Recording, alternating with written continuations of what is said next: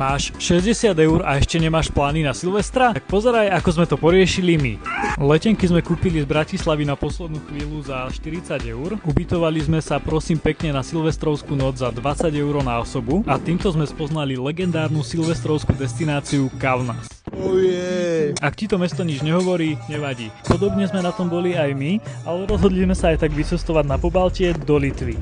Chceli sme najskôr pozrieť nejaký klub, ale veľká vďaka Olinovým teplákom, že nás tam vďaka tomu pustili a išli sme teda do mesta. Očakávania sme mali nulové, ale vraj tam má byť laserová show.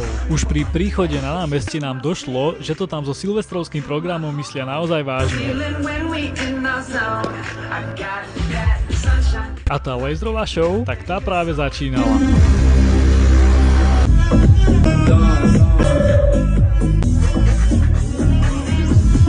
A toto ešte stále nebola ani polnoc, tá sa len blížila. Samozrejme sme stretli aj nových kamarátov a celkovo atmosféra na námestí stále len gradovala ďalej.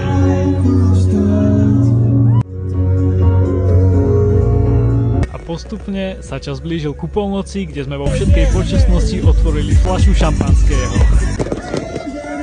Áno, jednalo sa o Silvester 2024. Do Kaunasu sa momentálne z Bratislavy už nelieta, ale v komentároch som napísal rôzne možnosti, ako sa tam dá stále dostať. A pointou tohto videa, okrem vyzdvihnutia tohto legendárneho mesta, môže byť napríklad to, že ak sa ti vyskytnú nejaké plány na Silvestra, s ktorými možno nie si stotožnený, tak to rozhodne za to stojí vyskúšať. My sme sa toho nebáli, vyskúšali sme to a zažili sme neskutočnú silvestrovskú noc. A tu už je len zostrih pár momentov, ako to tam po polnoci vyzeralo.